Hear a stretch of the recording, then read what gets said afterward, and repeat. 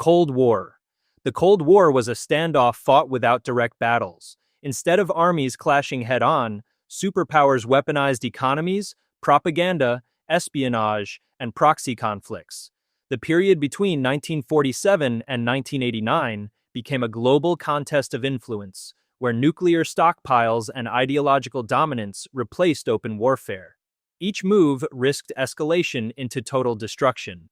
Nations worldwide were pulled into competing alliances, often against their will. Technological races like space exploration masked the deeper contest for military supremacy. Even without open combat, the constant threat of nuclear exchange defined daily life across the globe. The Cold War transformed the world into a battlefield of fear, surveillance, and permanent brinkmanship. Colonial War. Colonial wars erupted when imperial powers expanded into foreign lands for resources and control. These conflicts pitted advanced military systems against indigenous populations or rival empires. Unlike open state-to-state battles, colonial campaigns blurred the line between conquest and occupation.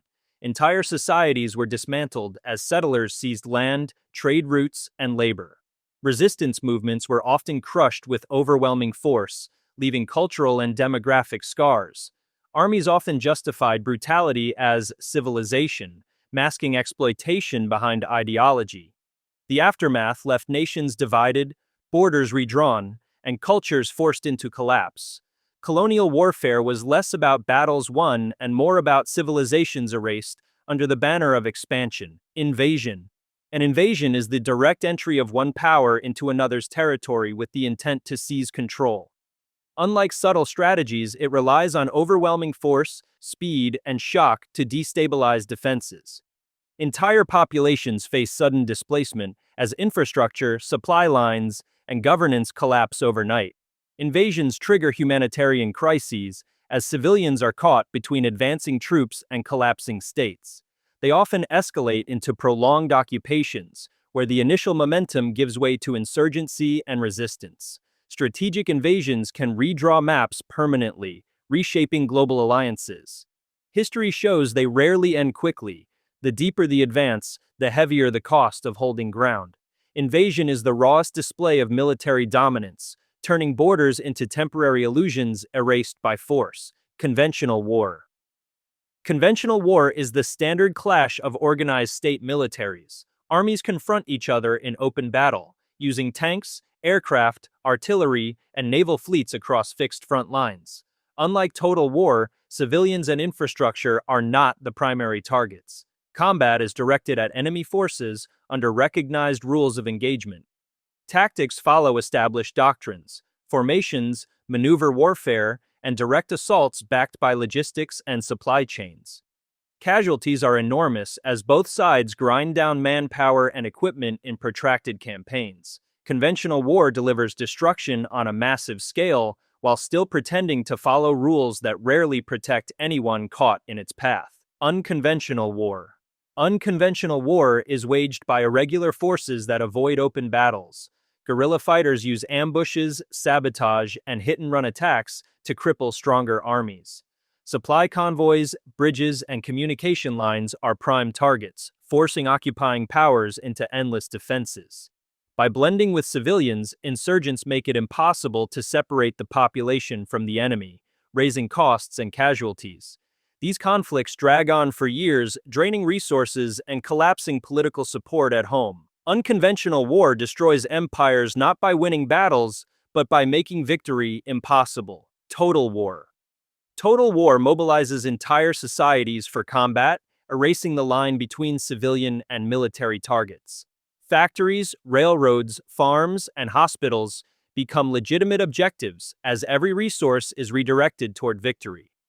Governments seize economies, conscript entire populations, and silence dissent to maintain control. Bombing campaigns flatten cities not for tactical gain, but to break morale and starve nations into collapse. The scale of destruction ensures that survival, not restraint, defines strategy. Total war converts entire nations into weapons, guaranteeing devastation long after the fighting ends. Limited war. Limited war confines destruction to prevent escalation. Objectives are narrow, such as capturing territory, shifting borders, or forcing political concessions.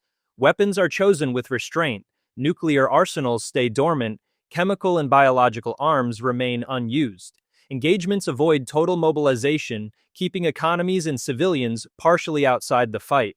Yet this restriction makes conflicts drag on, draining resources without decisive outcomes. Limited war is violence kept under control, brutal enough to bleed nations for years, but designed to avoid collapse. In the end, it prolongs instability rather than delivering resolution. Nuclear war. Nuclear war involves the detonation of atomic weapons designed to annihilate entire cities in seconds. Explosions unleash temperatures hotter than the sun, vaporizing everything at ground zero and igniting firestorms across vast areas.